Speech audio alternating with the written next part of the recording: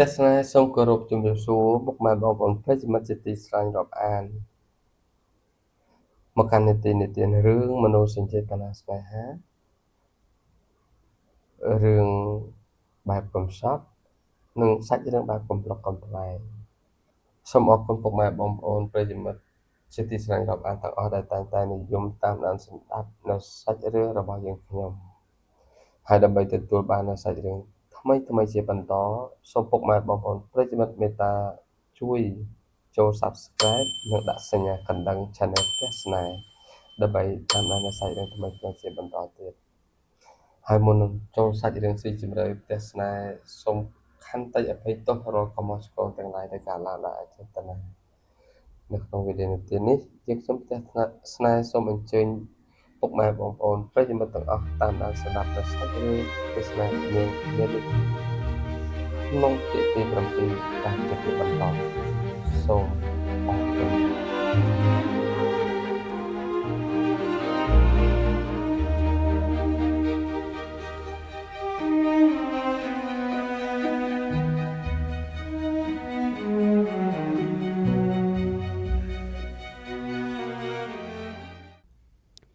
ក្រោយពីបានស្ដាប់សម្ដីសារភូតផលរបស់លោកស្រីចន្ទថានឹងបានឃើញរូបថតប្រពន្ធកូនរបស់វិចិត្រមេលីសមានអារម្មណ៍ថាដង្ហើមនាងស្ទើរតែដាច់ជាកង់ប៉ុន្តែអ្វីដែលធ្វើឲ្យនាងតក់ស្លុតបំផុតនោះគឺនាងទើបតែដឹងថាខ្លួនឯងកំពុងពពោះបាន2ខែទៅហើយគ្រាប់ពូជនៃក្តីស្រឡាញ់ដែលនាងស្មានថាជាសុភមង្គលពេលនេះបែរជាคล้ายជាបន្ទុកនៃភាពឈឺចាប់និងភាពត្រកូលខ្ពស់ដែលនាងមិនអាចតតាំងបាន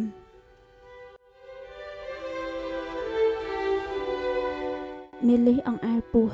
របស់នាងថ្នមទាំងទឹកភ្នែកហូរស្រក់មកលើខ្នងដៃនាងសម្រេចចិត្តយ៉ាងដាច់អហង្ការថានាងមិនអោយកូនម្នាក់នេះកើតមកក្នុងនាមជាកូនដែលគ្មានឪពុកឬជាកូនដែលមកបំផ្លាញគ្រួសារអ្នកដទៃនោះឡើយកូនអើយកូនកើតមកចំពេលដែលម៉ាក់គ្មានសល់អ្វីទាំងអស់ម៉ាក់មិនចង់ឲ្យកូនត្រូវគេមើលងាយថាជាកូនឥតខំស្រាលឬជាកូនដែលដណ្ដើមប្តីគេឡើយលោកបងវិចិត្របើលោកបងមានគ្រួសារហើយខ្ញុំសុខចិត្តបាត់ខ្លួនឲ្យផុតពីជីវិតលោកបងដើម្បីកុំឲ្យកូនម្នាក់នេះខ្លាចជាបាបកម្មសម្រាប់លោកបង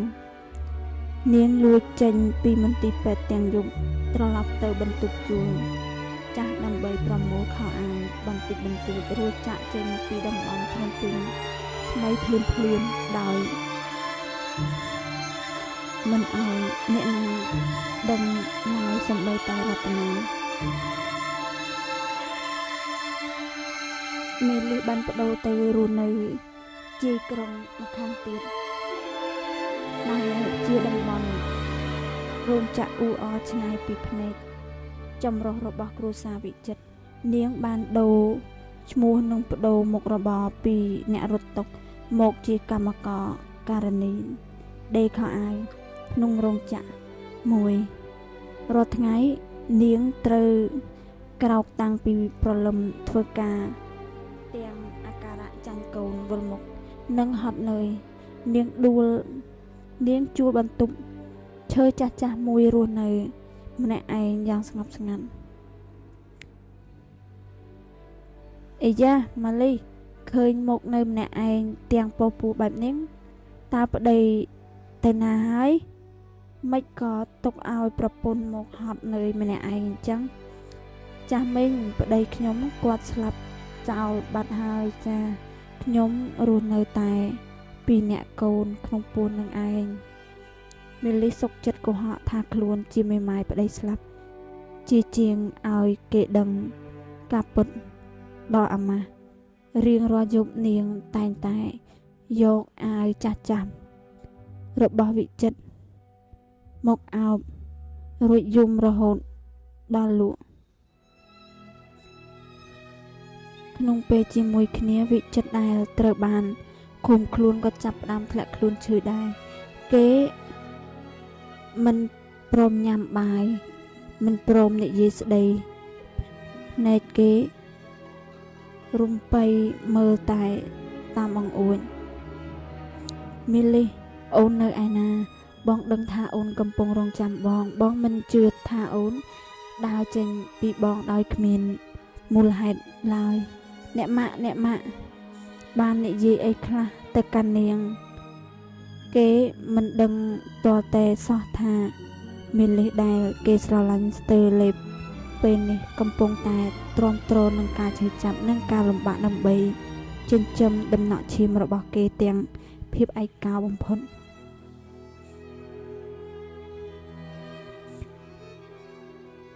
មីលីកំពុងតែលាក់ខ្លួនរស់នៅទាំងការឈឺចាប់និងពពោះដំណក់ឈាមរបស់វិចិត្រម្នាក់ឯងលោកស្រីចន្ទថានៅតែមិនទាន់អស់ចិត្តគាត់ខ្លាចថាថ្ងៃណាមួយវិចិត្រនឹងរកម៉ាលីឃើញវិញដូច្នេះគាត់ក៏រៀបចំល្បិចចុងក្រោយដើម្បីបំបាក់ទឹកចិត្តកូនប្រុសឲ្យដាច់ស្រឡះលោកស្រីចន្ទថាបានចូលមកក្នុងបន្ទប់ឃុំឃាំងរបស់វិចិត្ររួចហុចរូបថតដែលគេកាត់តនិងរៀបចំឡើងបង្ហាញពីមីលីដែលកំពុងតែឡើងឡានជាមួយបុរសម្នាក់ដែលមើលទៅស្រដៀងរតនាវិចិត្រកូនភ្ញាក់ខ្លួនឡើងមើលចុះគ្រាន់តែកូនបាត់មុខពី3ថ្ងៃស្រីម្នាក់នឹងក៏ត្រឡប់ទៅរកម្ចាស់គេវិញបាត់ទៅហើយនាងយកលុយដែលម៉ាក់ឲ្យរួចដើរចេញទៅពីជីវិតកូនទាំងមិនងាកក្រោយនាងប្រាប់ម៉ាក់ថានាងធុញនឹងជីវិតក្រីក្រជាមួយកូនណាស់អ្នកម៉ាក់ចង់ឲ្យកូនជឿថាមេលីជាមនុស្សស្រីបែបនឹងមែនទេការពិតវានៅតែនៅក្នុងភ្នែកបើកូននៅតែរឹងរូសនៅទីនេះកូនមានតែការឈឺចាប់ទៅរស់នៅជាមួយបងស្រីកូននៅប្រទេសអូស្ត្រាលីទៅរៀនសូត្របន្តនិងមើលការខុសត្រូវក្រុមហ៊ុននៅទីនោះឲ្យពេលវេលាជួយរំសាយរឿងមិនល្អនេះចុះកូនវិចិត្រអង្គុយស្ងៀមមួយសន្ទុះក្នុងចិត្តគេដឹងច្បាស់ថានេះគឺជាល្បិចរបស់អ្នកម៉ាក់ 100% គេស្ដាប់មេលីច្បាស់ជាងអ្នកណាទាំងអស់មេលីមិនមែនជាមនុស្សស្រីដែលលក់ខ្លួនដូរលុយឡើយប៉ុន្តែវិចិត្រក៏ដឹងដែរថាបើគេនៅតែរឹងរូសក្នុងផ្ទះនេះគេគ្មានថ្ងៃបានជួបនាងឡើយព្រោះគេគ្មានសេរីភាពគ្មានទូរស័ព្ទនិងត្រូវបានតាមដានគ្រប់ដង្ហើមប្រហែលជាអ្នកម៉ាក់និយាយត្រូវហើយកូនវាល្ងងខ្លួនឯងល្អបើ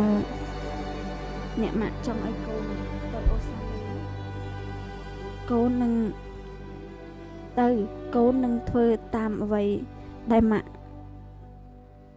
ចង់បានគ្រប់យ៉ាងចាប់ពីពេលនេះតទៅលោកស្រីចន្ទថាត្រេកអរជាខ្លាំងគាត់អោបកូនប្រុសទាំងញញឹមបិទមាត់មិនចិនដោយមិនដឹងថាកូនប្រុសរបស់គាត់កំពុងតែលាក់ទុកដើម្បីរកសេរីភាពឡើយមុននឹងឡើងឡានទៅប្រលានយន្តហោះវិចិត្របានសុំអ្នកម៉ាក់ទៅបន្ទប់ទឹកមួយផ្លែតគេបានលួចសរសេរសម្បត្តិមួយច្បាប់ទុកក្នុងកន្លែងសម្ងាត់ដែលគេជឿថាថ្ងៃណាមួយគេនឹងបានត្រឡប់មកវិញមីលីរងចាំបងណាបងដឹងថាអូនមិនបានក្បត់បងទេហើយ បងក៏មិនបានបោះបង់អូនដែរបងសុខចិត្តទៅឆ្ងាយមួយរយៈដើម្បីឲ្យអ្នកម៉ាក់យល់ថាគេឈ្នះដើម្បីឲ្យគេលែងតាមដានអូនកាលណាគេលែងសង្ស័យបងនឹងមានឱកាសប្រើមនុស្សជំនិតរបស់បងមកតាមរកអូននិងមើលថែអូនដោយសម្ងាត់បងនឹងត្រឡប់មកវិញក្នុងនាមជាបុរសដែលរឹងមាំជាងមុនមេលីសម្លឹងមើលយន្តហោះដែលហោះកាត់លើមេឃទៀងមិនដឹងថាប្តីរបស់នាងនៅក្នុងនោះឡើយនាងអង្គុយអង្អែលពោះពីខែរបស់នាងរួចនិយាយទាំងអូដាំកកូនអើយប៉ារបស់កូនប្រហែលជាទៅឆ្ងាយបាត់ហើយគេទៅរកសេចក្តីសុខរបស់គេរីឯយើងក៏ត្រូវរស់តាមបែបអ្នកក្ររបស់យើងទៅចុះម៉ាក់នឹងរឹងមាំដើម្បីកូនទោះបីជាត្រូវរស់ក្នុងនាមជាស្ត្រីមេម៉ាយដែលគេមើលងាយក៏ម៉ាក់មិនឲ្យកូនខ្វះភាពកក់ក្ដៅឡើយ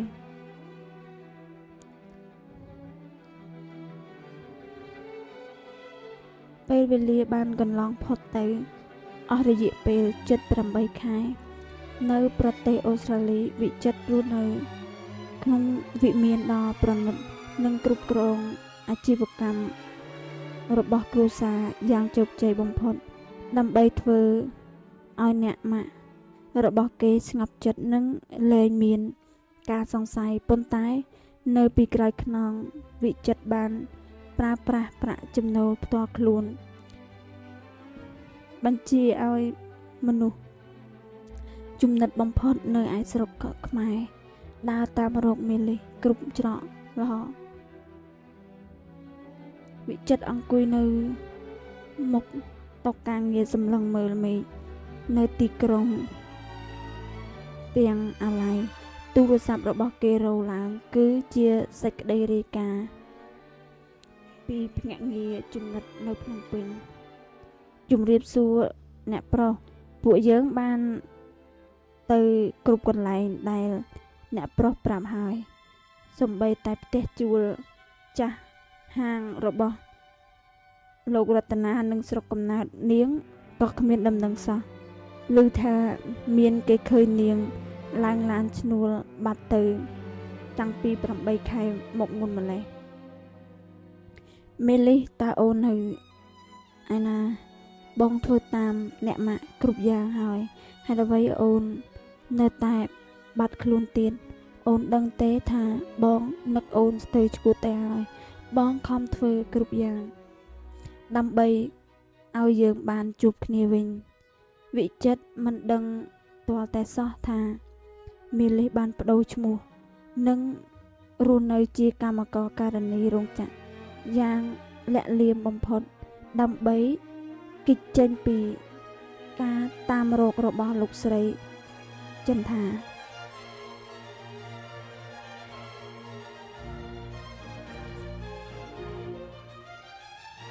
នៅឯបន្ទប់ជួលចាស់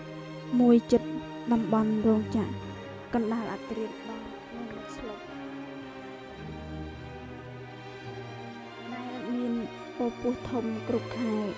ទៅហើយនោះស្រាប់តែមានអាការៈឈឺពោះខ្លាំងសម្រាលយ៉ាងខ្លាំងនាងដេកបំរាស់រនាលលើកន្ទេលម្នាក់ឯងញើសហូរស្រក់ជោកក្បាលនាងស្រែកឈឺណាស់កុំអាលមកអីកូនចាំម៉ាក់បន្តិចម៉ាក់គ្មានអ្នកណានៅក្បែរទេលោកបងវិចិត្រជួយខ្ញុំផងនាងខំប្រឹងរំកិលខ្លួនទៅក្បែរទ្វារទាំងត្រដាប់ត្រដួសគ្មានឡានទំនើបមកទទួលគ្មានពេទ្យឯកជនមកមើលថែមានតែភាពងងឹតនឹងការឈឺចាប់ដែលស្ទើរតែដាច់ខ្យល់នាងខំស្រែកហៅអ្នកជិតខាងទាំងសំឡេងខ្សៅជួយផងមីងអើយជួយម៉ាលីសផង ខ្ញុំឈឺពោះសម្រាលហើយសំណាងល្អអ្នកចិត្តខាងដែលជាកម្មកររោងចក្រដូចគ្នាបានលឺក៏ស្ទុះមកជួយគេបានហៅរឺម៉កកង់3មកដឹកនាងទៅមន្ទីរពេទ្យរដ្ឋតូចមួយនៅក្នុងបន្ទប់សម្រាលដ៏សាមញ្ញមេលីសបានប្រើកម្លាំងចុងក្រោយដើម្បីផ្ដល់កំណើតដល់បុត្រដ៏គួរឲ្យស្រឡាញ់ម្នាក់នៅពេលដែលសំឡេងកូនងាយំលាន់ឮឡើងទឹកភ្នែកមេលីសក៏ហូរមកដោយក្តីរំភើបលាយឡំនឹងភាពជូរចត់អបអរសាទរកូនប្រុសម្នាក់មុខមាត់កាត់តាមឪពុកគេណានាងចុះប្តីនាងទៅណាហើយម្ដេចក៏មិនឃើញមកប្តីខ្ញុំគាត់នៅឆ្ងាយណាស់ចាស់កូនម៉ាក់នឹងដាក់ឈ្មោះកូនថាវិបុលមានន័យថាភាពពេញបរិបូរណ៍ដើម្បីរំលឹកដល់ប៉ារបស់កូនទោះបីជាយើងក្រតែម៉ាក់នឹងចិញ្ចឹមកូនឲ្យក្លាយជាមនុស្សល្អនិងមានតម្លៃបំផុតមេលីសម្លឹងមើលមកកូនប្រុសដែលមានទម្រង់មុខនិងរោមចិញ្ចាមដូចវិចិត្របេះបិទនាងដឹងថាចាប់ពីថ្ងៃនេះទៅនាងលែងរស់នៅដើម្បីខ្លួនឯងទៀតហើយនាងរស់ដើម្បីដំណក់ឈាមមួយនឹង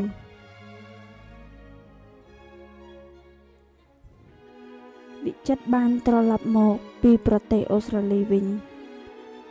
ក្នុងនាមជាប្រធានក្រុមហ៊ុនវ័យក្មេងដ៏មានឥទ្ធិពលនិងទទួលបានការទុកចិត្តទាំងស្រុងពីលោកស្រីចន្ទថាទោះជាមានទ្រព្យសម្បត្តិនិងអំណាចពេញដៃប៉ុន្តែទឹកមុខរបស់វិចិត្រនៅតែមានស្រមោលនៃភាពសោកសៅព្រោះបេសកកម្មរបស់រកមេលីនៅតែមិនទាន់ទទួលបានផលល្ងាចមួយនៅមុខសាលាមត្តេយ្យរដ្ឋមួយកន្លែងកុមារតូចវិបុលអាយុជិត3ឆ្នាំដែលមានទម្រង់មុខមាត់ដូចវិចិត្របេះបិទកំពុងឈរយំសឹកសួរម្នាក់ឯងនៅចិញ្ចើមផ្លូវគេយំរកម្ដាយព្រោះរាល់ដងមេលីសតែងតែមកទទួលគេទៀងពេលជានិច្ចតែថ្ងៃនេះបាត់មេលីសយូរខុសធម្មតាការពិតគឺមេលីសកំពុងធាក់កង់យ៉ាងលឿនមកទទួលកូនតែចៃដន្យមានរមាក់មួយគ្រឿងមកបុកកង់នាងធ្វើឲ្យនាងដួលរលាត់ដៃជើងនឹងខូចកង់នាងកំពុងតែប្រដាប់ត្រដួសរត់មកសាលាទាំងភ័យព្រួយពីកូន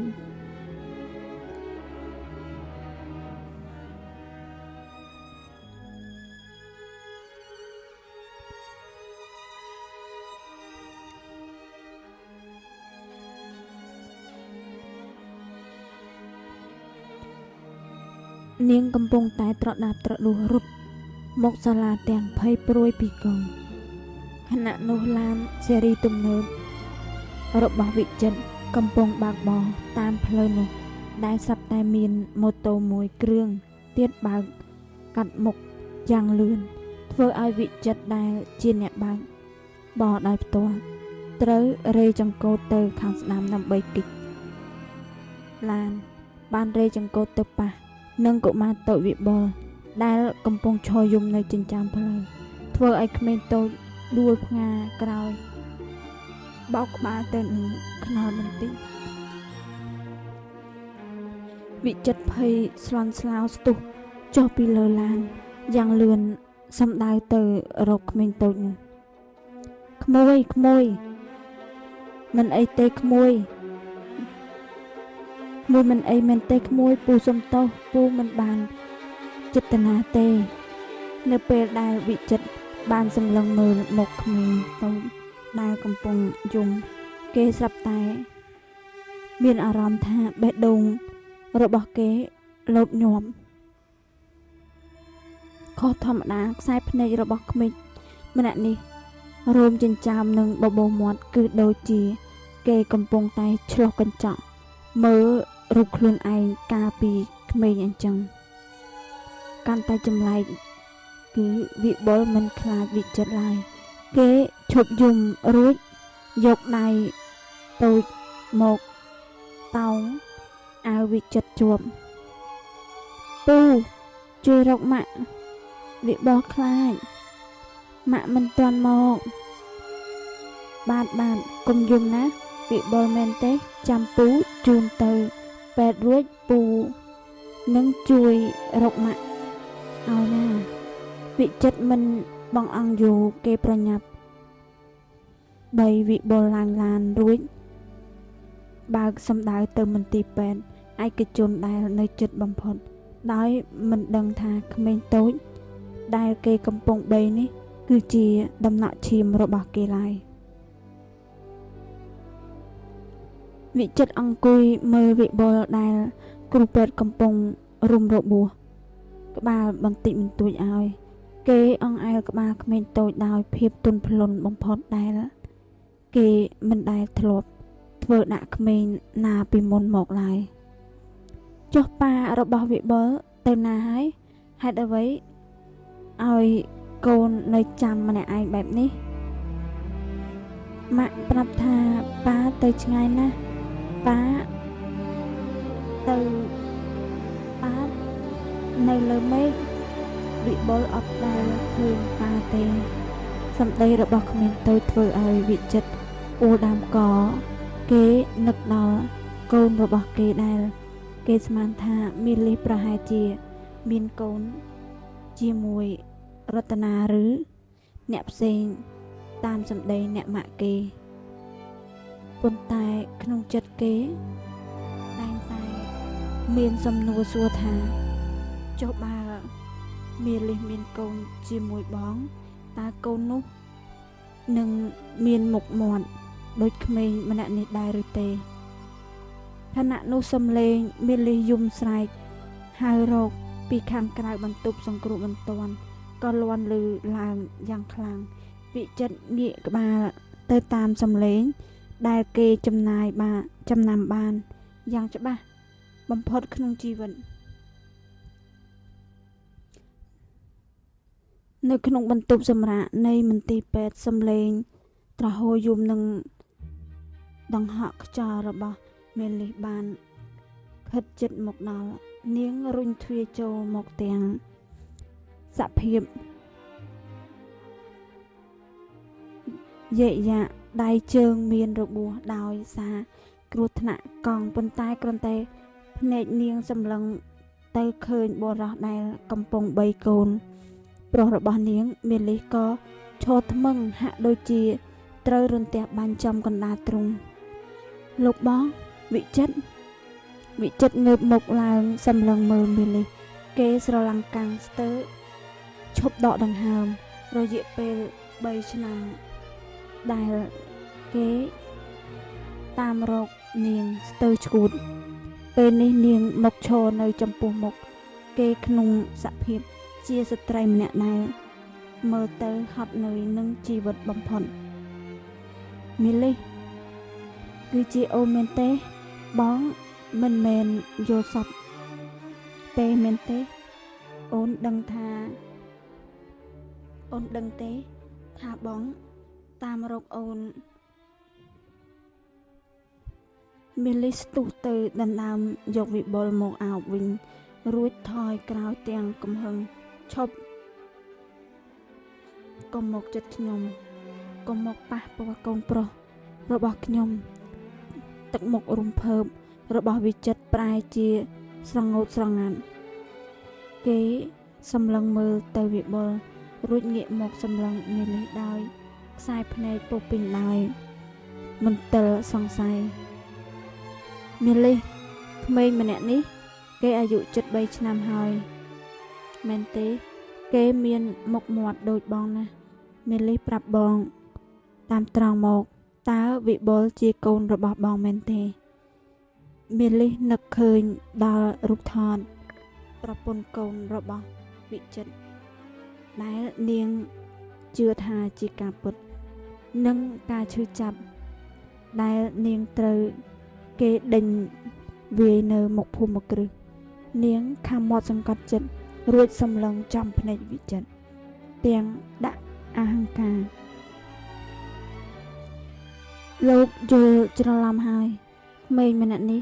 មិនមែនជាកូនរបស់លោកទេគេគឺជាកូនរបស់ខ្ញុំនិងប្តីថ្មីរបស់ខ្ញុំពួកយើងរស់នៅយ៉ាងមានសេចក្តីសុខមុនពេលដែលលោកបង្ហាញខ្លួនមកបំផ្លាញពួកយើងម្ដងទៀតមិនពិតអូនកុហកបងដឹងថាអូនស្អប់បងដែលបងបាត់ខ្លួនទៅតែអូនមិនអាចយកឈាមជ័ររបស់បងទៅឲ្យអ្នកផ្សេងបានទេមើលមុខគេចុះមើលភ្នែកគេចុះគឺកូនរបស់បងឈប់មកមើលមកមេទៅលោកប្រុសវិចិត្រលោកមានប្រពន្ធមានកូនមានគ្រួសារដ៏ថ្លៃថ្នូររបស់លោកហើយហេតុអ្វីមិនទៅរស់នៅជាមួយគេទៅកុំមកពាក់ព័ន្ធនឹងពួកយើងដែលជាអ្នកក្រអីវិបុលគ្មានប្តីអូខ្ញុំសូមទោសវិបុលគ្មានប៉ាដូចជាលោកទេទោះបីជាមីលីខំប្រឹងបដិសេធយ៉ាងណាក៏ដោយក៏វិចិត្រមិនជឿសំបីតែបន្តិចគេសម្លឹងមើលដានឈាមលើកំរាលពេទ្យដែលមីលីបានបន្សល់ទុកពីរបួសរបស់នាងគេអាណិតនាងផងនិងចង់ដឹងការពិតផងមីលីអូនអាចបោកបងបានតែអូនបោកបេះដូងខ្លួនឯងមិនបានទេបងនឹងមិនទៅណាទៀតទេបងនឹងតាមរកការពិតឲ្យឃើញថាវិបុលជាកូនអ្នកណាមីលីមិនតតបនាងបីវិបុលដើរចេញពីមន្ទីរពេទ្យទាំងមិនព្រមទទួលការជួយសង្គ្រោះពីវិចិត្រឡើយនាងភ័យខ្លាចថាបើវិចិត្រដឹងការពិតលោកស្រីចិនថានឹងមកដណ្ដើមកូនចេញពីដៃនាងមិនខាន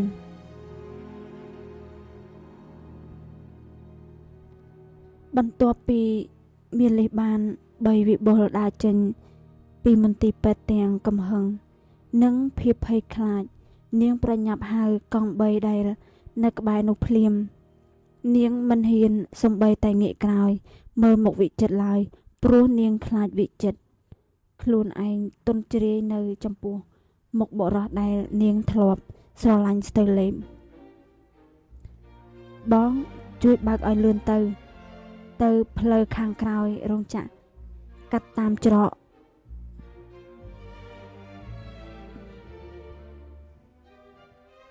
ជួយខ្ញុំផងបងវិចិត្រមិនព្រមបោះបង់ឡើយគេស្ទុះឡើងឡានទំនើបរបស់គេរួចបើកដេញតាមពីក្រោយកង់3នោះមិនឲ្យដាច់ភ្នែកគេឃើញមីលីអង្គុយអោបកូនជាប់នឹងទ្រូងងាកមើលក្រោយទាំងទឹកភ្នែកដែលធ្វើឲ្យចិត្តវិចិត្រកាន់តែឈឺចាប់កង់3បានបត់ចូលទៅក្នុងតំបន់រោងចក្រដែលសម្បូរទៅដោយផ្ទះជួលស័ង្កសី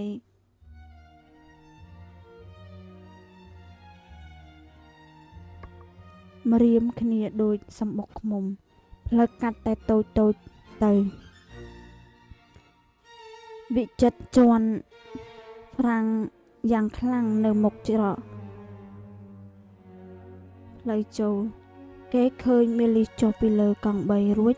បីវិបុលចូលទៅក្នុងច្រកផ្លូវតូចមួយដងងងឹតស្លុបនោះយ៉ាងលឿនវិចិត្រមិនបង្អង់យូរគេបើកទ្វារឡានទុកចោលកណ្ដាលផ្លូវរួចរត់ទៅតាមពីក្រោយនាងទាំងដង្ហក់មីលីឈប់សិនមីលីស្ដាប់បងពន្យល់សិនក ុំរត់គេចពីបងអីវិចិត្ររត់កាត់គុំណោសម្រាមកាត់ជួខោអាវដែលកម្មករហាលចោលនិងកាត់កម្មកររាប់រយនាក់ដែលកំពុងដើរត្រឡប់មកពីធ្វើការសម្លៀកបំពាក់អភិជននិងស្បែកជើងថ្លៃៗរបស់គេប្រឡាក់ប្រឡូសទៅដោយភក់និងទឹកលូដែលគេមិនខ្វល់ឡើយប៉ុន្តែពេលនោះមានច្រកចេញចូលរាប់មិនអស់មេលីសដែលរស់នៅទីនោះ3ឆ្នាំមកហើយនាងដឹងច្បាស់ថាត្រូវបត់តាមច្រកណាដើម្បីបាត់ខ្លួននាងបានរត់ចូលទៅក្នុងផ្ទះជួលរបស់នាងរួចបិទទ្វារចាក់សោចិត្តឈឹងព្រមទាំងពន្លត់ភ្លើងក្នុងបន្ទប់ដើម្បីធ្វើឲ្យមើលទៅដូចជាគ្មានមនុស្សវិចិត្រឈរនៅកណ្ដាលផ្លូវបំបែកតូចមួយគេងាកឆ្វេងងាកស្ដាំទាំងភាពវង្វេងវង្វាន់ញើសហូរស្រក់ជោកផ្ទៃមុខភ្នែកគេសម្លឹងរកមើលស្រមោលមីលីនិងកូនតែអ្វីដែលគេមើលគេឃើញគឺមានតែភាពអ៊ូអរនៃកម្មករនិងបន្ទប់ជួលដែលមើលទៅគឺដូចគ្នាទាំងអស់មីលីហេតុអ្វីអូនត្រូវលាក់បាំងបងដល់ថ្នាក់នឹងបងដឹងថាបងនៅក្បែរអូនបងដឹងថាវិបុលជាកូនរបស់បងទោះបីត្រូវរស់រើតំបន់នេះទាំងមូលក៏បងត្រូវតែរកអូនឲ្យឃើញដែរនៅត្រើយម្ខាងទៀតនៃជញ្ជាំងសង្កសីមីលីអង្គុយខ្ទប់មាត់យំក្នុងភាពងងឹតនាងអោបវិបុលជាប់នឹងទ្រូងខណៈដែលក្មេងតូចសម្លឹងមើលម្ដាយទាំងងើងឆ្ងល់ម៉ាក់ហេតុអីម៉ាក់យំពូមិញនឹងគាត់ជាអ្នកណាហេតុអីគាត់ដេញតាមយើងគេមិនមែនជាអ្នកណាទាំងអស់កូនគេគ្រាន់តែជាអ្នកមានដែលចង់មកធ្វើបាបយើងវិបុលកូនម៉ាក់កូនយើងត្រូវរត់កុំឲ្យគេឃើញយើងឲ្យសោះណាមីលីដឹងថាជីវិតដ៏ស្ងប់ស្ងាត់3ឆ្នាំរបស់នាងបានបញ្ចប់ហើយនាងត្រូវតែរៀបចំខ្លួនសម្រាប់ព្យុះភ្លៀងដែលនឹងបោកបក់មកម្ដងទៀតបន្ទាប់ពីការដេញតាមមិនបានសម្រេចក្នុងតំបន់រោងចក្រវិចិត្រមិនបានដេកលក់ឡើយពេញមួយយប់គេបានបញ្ជាឲ្យអង្គរៈជំនិតជាច្រើនអ្នកចុះទៅឡោមព័ទ្ធនិងស៊ើបអង្កេតគ្រប់ច្រកល្ហកនៃតំបន់នោះព្រឹកព្រលឹមវិចិត្របានទៅអង្គុយរងចាំនៅក្នុងឡាននៅមុខសាលាមត្តេយ្យរបស់វិបុលតាំងពីមេឃមិនទាន់ភ្លឺគេសម្លឹងមើលគ្រប់ក្មេងដែលឪពុកម្ដាយជូនមកសាលាដោយក្តីសង្ឃឹមថានឹងបានឃើញស្រមោលមីលីធាក់កង់ឌុបកូនមកដូចសពដងប៉ុន្តែម៉ោង7ម៉ោង8រហូតដល់ម៉ោង9ក៏នៅតែមិនឃើញវត្តមានវិបុល